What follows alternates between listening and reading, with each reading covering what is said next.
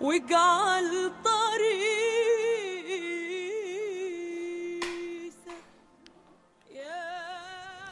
أهلا بكم مشاهدينا، ورجعنا لكم ومع فقرتنا الثانية في يومنا في بيت العيلة على قناة العائلة، وهنتكلم فيها عن موضوع الساعة الدستور. يمكن في الوقت الحالي معظم الشعب المصري مشغول جدا بقراءة الدستور أو مسودة الدستور المصري الجديد، خاصة أنه بدءا من يوم السبت القادم إن شاء الله هيتم التصويت عليه. بغض النظر عن دراسة القانون من عدمها، ولكن معظم الناس عندها اهتمام خاص وعندها نهم لمعرفة بنود ومواد الدستور وسبب التأييد وسبب الاعتراض في نفس الوقت. من 25 يناير واحنا بننادي بالدستور المصري وبأهمية عمل دستور مصري جديد خاصة بعد ثورة الحرية. الدستور الحالي إلى أين وشكله الحالي ومدى قانونيته ومدى مش هقول صلاحيته ولكن مدى قبوله عند الشعب المصري، هذا ما سوف يحدده الاستفتاء على الدستور بإذن الله. ندخل معكم في الموضوع مباشرة لمعرفة الأطر والنظم والشكل الحالي للدستور المصري الجديد مع ضيفنا اللي مشرفنا داخل الاستوديو. بيسعدنا يكون معنا ومعاكم دكتور علي زيدان، عضو الهيئة العليا لحزب المصري الديمقراطي الاجتماعي. أهلا بك معنا. أهلا بحضرتك يا فندم. أهلا بيك دكتور علي. ناس كتير شايفة أنه بما أن موضوع الساعة وموضوع الخلاف في نفس الوقت الدستور أو مسودة الدستور في الوقت الحالي، ناس كتير بتعكف على قراءة الدستور، ولكن بيفرق أن في ناس مش عارفة قانون أو مش دارسة قانون، فممكن تقرأ شكل مادة فتقول والله ما هو كويس أهو، ما هو يعني قايلين حاجات كويسة، لكن القانونيين ممكن يطلعوا بعض الأخطاء وبعض العوار زي ما بنقول. أهمية الدستور بالنسبة لنا كشعب مصري في البداية؟ لا، الدستور هو حياة الشعوب. الدستور هو القانون الرئيسي، يعني الدستور أقوى من القانون. الدستور هو اللي عم يمثل كل تعاملاتنا، كل حياتنا، كل شغلنا، ازاي ان احنا نتعامل مع بعض، ازاي ان احنا نتعايش مع بعض، ازاي ان احنا نكون جميعا في الوطن، اللي هيحدد ازاي نسير في الطريق ونكمل مع بعضنا في هذا الوطن. الدستور هو الحل الوحيد لتحديد خريطة الطريق لنا مع بعضنا. طيب، في بعض الأقاويل بتقول إن الدستور لو في بعض الأخطاء لا يجوز ومن المفترض كتابته من الأول أو من جديد. هل حضرتك مع قبول الدستور في حال وجود بعض الأخطاء أو بعض الأغلاط وتعديله بعد ذلك؟ الأساس في الدساتير انها يعني يتم وضعها على اساس توافقي بين القوى السياسيه والفصائل السياسيه اللي تكون موجوده لدى بين المواطنين، وده غالبا هو اللي بيتم بين كل الشعوب اللي بتحط الدساتير، ان عم يتم توافق على الدستور، وبالتالي بنلاقي معظم الاستفتاء على الدساتير عم يكون بالايجابيه او بنعم، لان لا يصح ان يطرح الدستور على الشعب الا بعد توافق القوى السياسيه، زي سيادتك ما اشرتي ان معظم غالبيه الشعب بتاعنا، وخصوصا بعد فتره سياسيه كانت صعبه جدا لم يكن يشارك الشعب في الحياه السياسيه نهائي، فهو للامانه كان بعيد عن السياسه وكان غير مدرك للدستور. الدستور بيتحط في كل الدول على اساس توافقي، وبالتالي بتاتي الاجابه بنعم. وبيكون في شرطين لوضع الدستور. اول شيء ان الاجابه بنعم ما بتكونش زي ما النظام القائم حاليا عايز يخلي النتيجه تكون 50% زائد واحد، لا، كل دساتير العالم لابد من موافقه ثلثي الشعب، يعني لازم الايجابيه تكون بتلتين الشعب هم اللي يقولوا نعم. النقطه الثانيه لابد ان يذهب لصناديق الاستفتاء 50% زائد واحد ممن يحق لهم الاستفتاء. يبقى النقطتين دول لابد من توافرهم مبدئيا، ده في الاستفتاء. النقطة الثانية ان انا لا اسمح بعد ثورة عظيمة قام بها شعب عظيم ان نطرح عليه دستور به اخطاء، وللأسف الدستور الحالي لا يليق بالشعب المصري وهو مليء بالاخطاء، وسوف نسرد بعض هذه الاخطاء مع حضرتك. لكن هل امكانية ان احنا نعدي الدستور وننزل بيه يوم السبت زي ما لحد هذه اللحظة رهنا الامر كذلك؟ ونصلح بعد كده زي ما بيحاولوا برضو. المستشار مكي نائب رئيس الجمهورية قال في المؤتمر الصحفي انزلوا قولوا رأيكم في الدستور، وبعد كده هيبقى في مجلس شعب هو تقدموا ليه بطلبات، او الاعضاء النواب هيتقدموا بطلبات لتعديل المواد الغير متفق عليها. طيب احنا كنا عاوزين المستشار مكي يضيف لنا برضو ازاي نعدل المواد. ازاي نعدل المواد في الدستور؟ لابد من تقديم طلب اما من رئيس الجمهورية او من رئيس مجلس الشعب، وإذا وافق 5 أعضاء من أعضاء مجلس الشعب أو مجلس النواب كما يسمى في الدستور الجديد، يتم مناقشة هذا الطلب في مدة 30 يوم، وإذا وافق بعد المناقشة ب30 يوم سلسين الأعضاء يتم مناقشته ثانيا ب60 يوم، وبعد كده أخذ رئاسة الجمهورية ثم يطرح للاستفتاء مرة ثانية بنعم أو لا. لا يحق لمجلس النواب أن يعدل يعني استفتاء آخر. لابد. بس لا يجوز تعديل مواد تعديل مباشر؟ لا يجوز تعديل مباشر، بس يجوز إضافات. لا يجوز تعديل في النص بقرار رئاسي أصلا. لا يجوز تعديل في النص إلا بدون استفتاء، وإلا يعتبر إعلان دستوري، والإعلان الدستوري يبطل الدستور. طيب هل في حل قانوني آخر بيقول إن ممكن إضافة مواد دستورية أخرى بإعلان دستوري من رئيس الجمهورية تعدل المواد المغلوطة؟ يكون مشكوك في صحتها وفي دستوريتها، وهذه تتوقف على الحالات الثورية فقط، ولكن في الحالات المعتادة يكون الدستور هو الذي يسري. وان احنا راينا الرئيس السابق في مده 30 سنه حتى التعديلات في ماده او 2 ولم تكن تحظى بقبول لدى الشعب. فاذا كنا سوف نطرح دستور على الشعب فيجب ان يكون الدستور توافقي، فيجب ان نعمل تنقيه لمواد الدستور. لكنني اجد رئيس جمهوريه يصدر اعلان دستوري استبدادي غير دستوري من اجزائه ان يعطي شهرين للجمعيه التاسيسيه للدستور ثم نعود وننجز الدستور في 24 ساعه ونتراجع عن هذه المهله.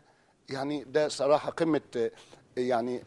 هل حضرتك شايف ان من الافضل نستغل مدة الشهرين اللي حددهم رئيس الجمهورية الزيادة في ان احنا نعمل اجماع او توافق على الدستور؟ لابد من التوافق او تعديل يعني سريع في المواد. حضرتك زي ما ملاحظين دلوقتي. يعني انا جاي من الاتحادية، وكان الحزب في مسيرة متحركين من ميدان الحجاز، وفيه وانا معدي برضو اخواني في الوطن اللي زي حضرتك ما قلت ايام الثوره كنا كلنا موجودين في ميدان التحرير عند رابعه العدويه. ليه شق صفوف الوطن؟ لمصلحه من؟ هل جاءت الثوره لاتحاد الشعب ام لتفريقه الشعب؟ اننا يجب ان نتوافق. الغريب ان برضو اللي عند رابعه العدويه بيقولوا نفس الكلام، بيقولوا احنا ليه نتفرق ويبقى في ناس معترضين عند الاتحاديه واحنا نبقى عند رابعه. حضرتك اعتراضنا، بس كل واحد شايف من وجهه نظره ان هو اللي صح. احنا اعتراضنا في الحزب على الدستور. احنا قبلنا على ارض الواقع. انا شخصيا لم اعطي الرئيس مرسي صوتي، ولكن طالما جاء رئيس شرعي للبلاد بالانتخابات اعترفت به رئيسا. وكل القوى الثورية اعترفت به رئيسا. وعندما دعا إلى لقاء الدكتور محمد أبو الغار رئيس الحزب والدكتور محمد البرادعي والسيد عمرو موسى، كلهم ذهبوا إلى قصر الرئاسة وقابلوا الرئيس وتحاوروا معه. لكن جبهة الإنقاذ الوطني الذي الحزب المصري الديمقراطي عضو أساسي فيها كان اعتراضها الأساسي على الإعلان الغير دستوري الذي حصن الجمعية التأسيسية الباطلة دستوريا. الجمعيه التاسيسيه احنا كحزب مصري ديمقراطي ما اشتركناش فيها من البدايه، لان احنا كان لنا وجهه نظر ان تكون 50% من القوى مدنيه و50% دينيه. ولقينا ان احنا ضافين للقواعد المدنيه بتاعتنا حزب الوسط اللي هو مرجعيه اسلاميه، وحزب بناء التنميه اللي هو الجماعات الاسلاميه اللي هي كانت في التسعينات من اشد القوى تطرفا. فطبعا احنا انسحبنا وتنازلنا عن المقاعد بتاعتنا للاقباط وللمراه، ولم تضاف هذه المقاعد لا للأقباط ولا المرأة. حتى القوى المدنية اللي كملت في الجمعية التأسيسية انسحبت جميعا. فكيف لفصيل سياسي وحيد يسير في الطريق ويضع دستور لكل المصريين؟ طيب ال 85 اللي صوتوا على اليوم النهائي في الاستفتاء على الدستور أو تصويت على الدستور بيقال إنهم عدد كافي للاعتماد أو للاعتداد به. نأتي لل 85 دول جزء. يقال انها جمعيه شرعيه من مجلس شعب ومجلس شورى منتخب ب 30 مليون. اولا لابد من احترام القانون ودوله القانون ودوله المؤسسات.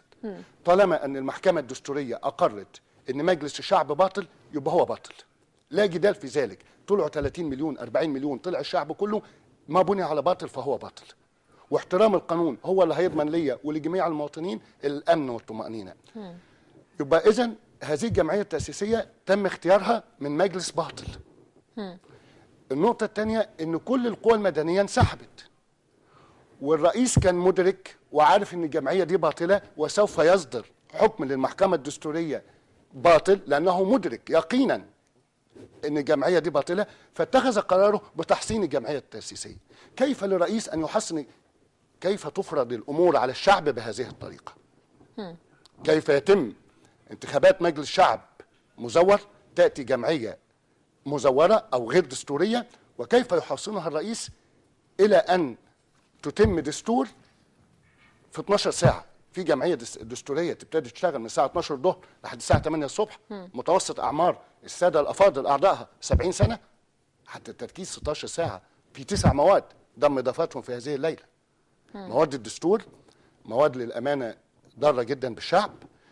انا عايز اقول بس بعض المواد اللي احنا مختلفين عليها. انا عايزه حضرتك تذكر لي بعض هذه المواد علشان برضو المشاهدين يبقوا عارفين يعني احنا عايزين نقول الاعتراض. الرجاء محدش يتاجر بالدين، ومحدش يقايد على تدين الطرف الاخر، ومحدش يدخل الدين في السياسه. الشعب المصري في قمه التدين، والاحزاب الليبراليه هي احزاب الاشخاص القائمين فيها اشخاص اشد تدينا. الدين ده عقيده بيني وبين ربي. لكن احنا قلنا ان الماده الثانيه في دستور 71 الشريعه الاسلاميه هي المصدر الرئيسي للتشريع. اعترضوا في البدايه وقالوا احكام وتفسير احكام والكلام ده، مبادئ وفي النهايه نزلت الماده بتاعت مبادئ الشريعه الاسلاميه. واحنا سعداء جدا بالماده دي، وكانت موجوده في 71. ولكن هو ضاف سيادتك ماده ثانيه، الماده 4، قال يؤخذ راي علماء كبار الازهر الشريف فيما يخص الشريعه الاسلاميه. وضاف ماده ثانيه سيادتك اللي هي 219 بتعرف الشريعه الاسلاميه ان هي بتاخد المذاهب والفقه بتاعها من عند اهل الجماعه والسنه. ايه القصه دي؟ القصه دي بالظبط عايزين نقول الخلاف مش على الدين. الاسلام دين الدوله، وكل المصريين معترفين ان مصر دوله اسلاميه. حتى الاخوه الاقباط معترفين انهم يعيشون في دوله اسلاميه. والدين الاسلامي اعظم واسمى ممن يدعون اسلام سياسي. انا دلوقتي بختلف، بتاجر بده لدى المواطن محدود الدخل، محدود التعليم، محدود السياسه.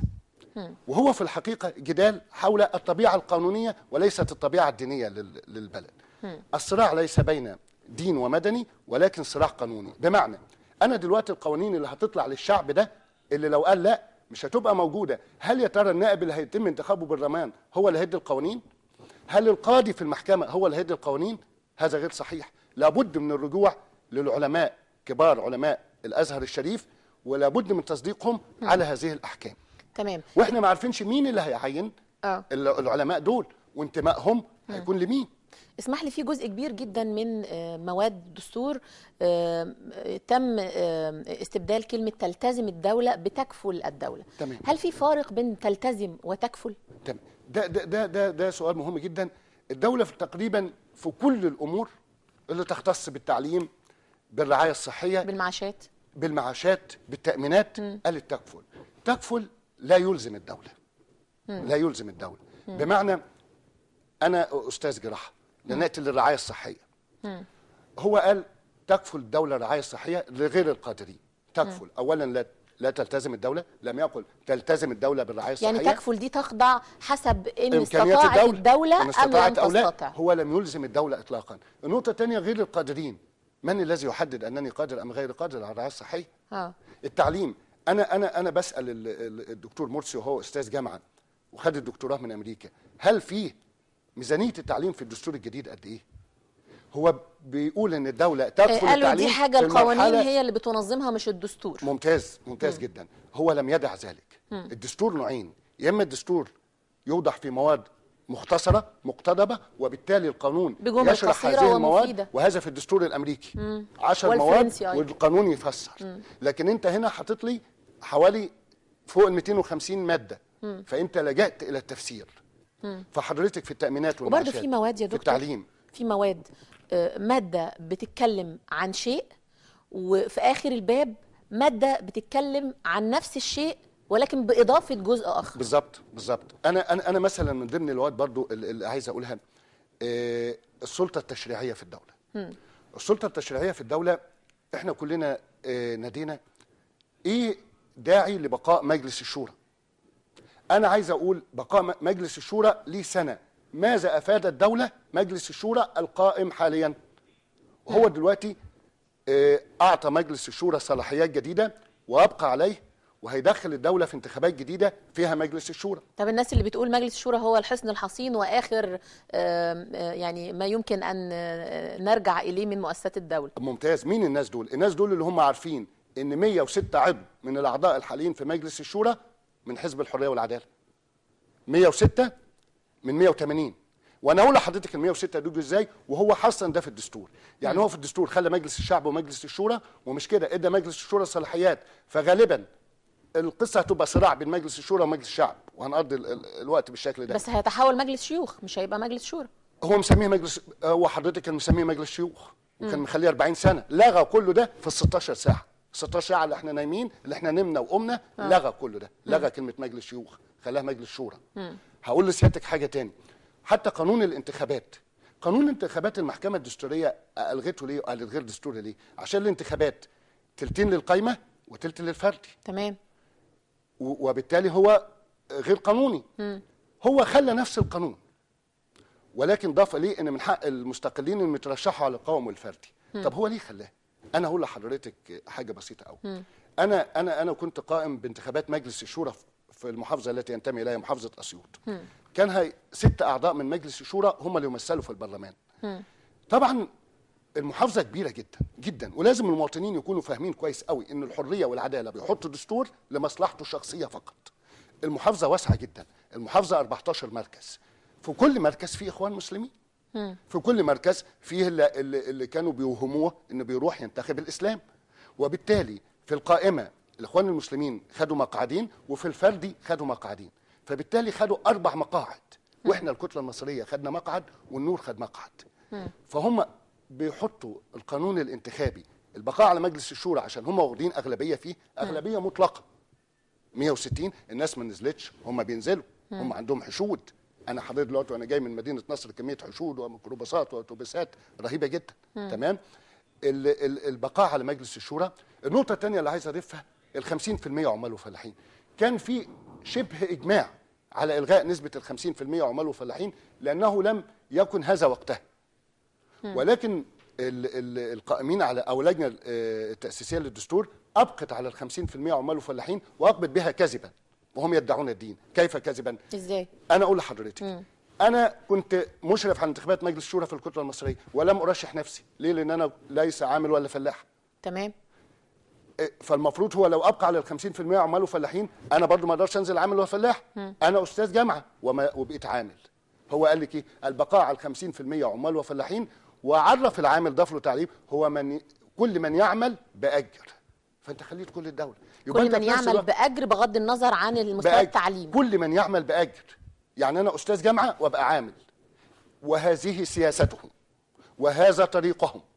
يبقى دلوقتي العمال والفلاحين يفرحوا جدا. انا هقول لحضرتك عايزين نعرف رقمها بعد يعني رقم الماده بتاعه العمال والفلاحين، الماده 231 دي بتاعه 229 تعريف العامل، تعريف هو العامل كل من يعمل باجر. تعريف كل من يعمل لدى الغير مقابل اجر او مرتب. فهم وهموا الناس، الدوله كلها عمال، وهم الناس ان ال 50% عمال وفلاحين موجوده، وهي في الحقيقه مش موجوده. تمام. نقطه ثانيه، القوات المسلحه في الدستور. كلنا كنا ضد ان لا يتم محاكمه المدنيين امام القضاء العسكري. ولكن ده في الدستور الجديد قال لك لا يجوز الا في الجرائم التي تخص القوات المسلحه. طب ومين اللي حدد الجرائم؟ قال لك القانون بعد كده. يعني ممكن انا او حضرتك نعاقب امام القضاء العسكري. ده مش كده بقى، ده قال لك على النحو الذي ينظمه القانون. بالظبط. احنا ما كناش عاوزين يبقى في قضاء عسكري، وهم نفسهم اكتر ناس. هل كنت شايف انه يختص القضاء العسكري بالعسكريين فقط؟ بالظبط. وليس المدنيين. بالظبط. هو قال لك القضاء العسكري. طب ايه دور القضاء العسكري؟ شوفي حضرتك الشيء اللي مش عايز يبرزه للمواطنين، يقول لك يحدده القانون فيما بعد. يعني جاء في القضاء العسكري، ايه وظيفه القضاء العسكري؟ سيحدده القانون. النقطه الثانيه سيادتك، موازنه القوات المسلحه اللي هم كانوا بيعترضوا عليها جدا وقت الدكتور كمال الجنزوري. تمام. لا، هم قال لك موازنه القوات المسلحه المفروض ان الشعب شأن هيتخذ خاص نواب، لوزارة الدفاع. نواب مجلس نواب ومجلس شورى، والمفروض الشعب اللي هيراقب ميزانيه الدوله كلها فمن حقه ان هو يشارك في المراقبه على ميزانيه القوات المسلحه. لا، قال لك ده اللي يراقب على ميزانيه القوات المسلحه مجلس الدفاع الوطني، ومش هيكون موجود من مجلس الشعب ومجلس الشورى الا رئيس مجلس الشعب ورئيس مجلس الشورى وباقي الاعضاء من القوات المسلحه. ما هو مجلس الدفاع الوطني ده اللي فيه رئيس مجلس الشعب ورئيس مجلس الشورى وكل ورئيس القوات الوزراء ورئيس المسلحة. الجمهورية ووزير الدفاع وكبار قاده القوات المسلحه. وكبار الأفراد. تمام. فانت بالتالي انت ما معكش غير 2 بس، واخد بال حضرتك؟ وعلشان كده برضو احنا بنتمنى القوات المسلحه زي ما هي كان لها دور مشرف في ثوره يناير مقارنه باللي بيحصل في سوريا والاماكن الثانيه، نتمنى انها تكمل على هذا الدور، لكن ان يتم اصدار بيان من القوات المسلحه انها تنحاز الى الشعب وتدعو الى الحوار. اذا كنت تنحازي الى الشعب اذكري انك تنحازي للشعب وفقط، لكنك احنا كنا رافضين الحوار في الوقت ده، واحنا مش رافضين الحوار زي ما في هذه الحلقه احد الساده الافاضل على التليفون قال ان احنا معترضين على شرعيه الرئيس مرسي. اذا كنا رافضين الحوار على اساس شرعيه الرئيس مرسي ما كناش رحنا له القصر الاتحاديه. الدكتور البرادعي راح له، الدكتور عمان مفتوح راح له، الدكتور محمد ابو الغار راح له، كل القوى المدنيه راحت، لكن احنا ما رحناش نناقش الاعلان الغير دستوري اللي هو اصدره، فلا يجب خلط الامور.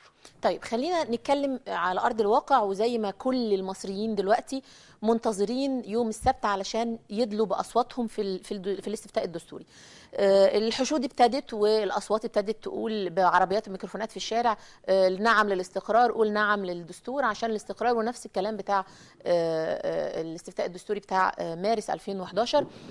ايه الخطوات العلمية الحضارية السريعة اللي ممكن ياخدها كل مصري قلبه على البلد دي علشان نخرج بدستور يشرف المصريين؟ تمام. انا هقول لحضرتك الخطوات ولكن اخر حاجه هقول لحضرتك فيما يخص الدستور، بيقولوا ان يعني صلاحيات رئيس الجمهوريه بقت محدوده في الدستور.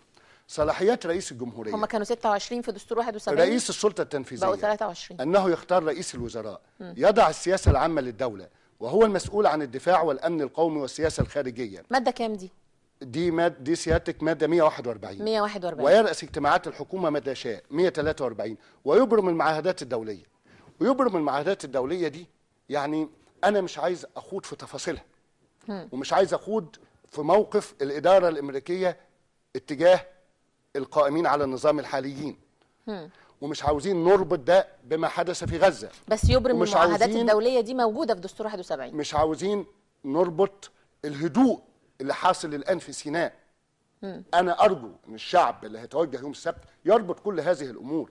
عندما يريد القائمون على البلد، عندما يريد فصيل الاسلام السياسي ان تكون سيناء هادئه تكون هادئه. هم الان يريدونها هادئه، كما انهم بعد تنزيل الضريبه تم رفعها، ليس رفعها وتاجيلها للاستفتاء، نتيجه الاستفتاء فقط، لكنه سوف ياخذ قرض من صندوق النقد الدولي، والقرض بتاع الصندوق الدولي يتوجه برفع الدعم. لازم رفع الدعم. هو هيرفع الدعم، لكن كله هو زي ما بتقولي حضرتك عايز نتيجه الاستفتاء ب 50% ونعم ويسيطر على مفاصل الدوله. اي جمعيه دستوريه تنسحب منها الكنائس المصريه. الاخوه الاقباط بيمثلوا فصيل في البلد لا يمكن تجاهله. نقابه الصحفيين، نقابه المحامين، جميع القوى المدنيه. انا كنت في مليونيه النهارده عند الميدان الاتحاديه، ويوم الجمعه ويوم الثلاث. انا مش عارف ازاي رئيس الجمهوريه للامانه ناسي كل الشعب ده. طب قول لنا نعمل ايه؟ قول لنا خطوات عمليه. انا عايز اقول يعني خلينا نكون واقعيين وخلينا نكون عارفين ان الشعب بتاعنا، انا كنت بقول له انزل انتخب ادي رمز العين. يعني انا ما كانش في وقت يقرا البرنامج الانتخابي بتاعي، تمام، لكن احنا نقول له بنضغط وبنقابل حضرتك وبنشرح للشعب ايه الهفوات اللي كانت في الدستور. بنقول للشعب ان انت لو كنت عايز امان وكنت عايز البلد دي تتقدم وتكون احد دول العالم الاول، الموضوع ابدا ليس صراع بين دين ومدني، الموضوع بين استبداد وديمقراطيه. في فصيل ديمقراطي، في فصيل حضاري، في فصيل ملوش اي مصلحه في البلد الا ان البلد دي تنمو وتبقى مواكبه لدول العالم الاول. في فصيل تاني. طيب ممكن حد يرد على حضرتك دلوقتي يقول لك طب وانتوا ليه دلوقتي اتحدتوا وساعه الانتخابات كنتوا كلكم متفرقين؟ ليه احنا دلوقتي شايفين القوى الليبراليه متحدين مع بعض ضد الرئيس، والاول كانوا مقاطعين بعض وكل واحد رافض يتحد مع الثاني؟ انا هرد على الشعب. ان كنا احنا تفرقنا فبالتالي جاءت الحريه والعداله الى الرئاسه، لان ممثل الحريه والعداله لم ياخذ في الجوله الاولى من الانتخابات الرئاسيه مجموع ما اخذه السيد حمدين صباحي والدكتور عماد مفتوح والسيد عمرو موسى. دلوقتي حمدين صباحي وعمرو موسى وعماد مفتوح متحدين معانا في جبهه الانقاذ الوطني. تمام؟ فيجب على كل من اعطى هؤلاء صوته ان ينزل من اجل ابنائنا، من اجل مستقبل افضل لهذا البلد، من اجل عدم الديكتاتوريه، من اجل عدم الاستبداد، من اجل عدم التجاره بالدين، من اجل تعليم مميز، من اجل صحه مميزه، من اجل تقدم. انا ادعو كل الناس للامانه ان تنزل وتقول لا، لان انا وجهه نظري ان هذا الدستور لا يليق بهذا البلد العظيم. طيب في ناس لا مع المؤيد ولا مع المعارض، بس شايفين انهم يقولوا نعم للدستور ده شكل من اشكال تهدئه الاوضاع، ويبقى عندنا دستور والامور تهدى والمركب تمشي زي ما بيقولوا. ممتاز. قالوا لنا هننزل في الدستور من سنه من 8 شهور هنقول نعم للاستقرار. اذا كانوا راوا في السنه و8 شهور استقرار ينزلوا يقولوا نعم. وعدوا بتوافق في الجمعيه التاسيسيه، اذا كانوا راوا ما وعدوا يقولوا نعم. وعدوا بخبز، بنظافه، بمواصلات في ال100 يوم، اذا كانت نجحت ال100 يوم ولا 100 سنه. اذا كانت نجحت ال100 يوم ينزلوا يقولوا نعم. ارجو من الشعب احكام العقل. السيد الدكتور بديع مرشد الاخوان قال احكام العقل، واحنا ندعو الشعب الى احكام العقل. احكم عقلك والصندوق امامك.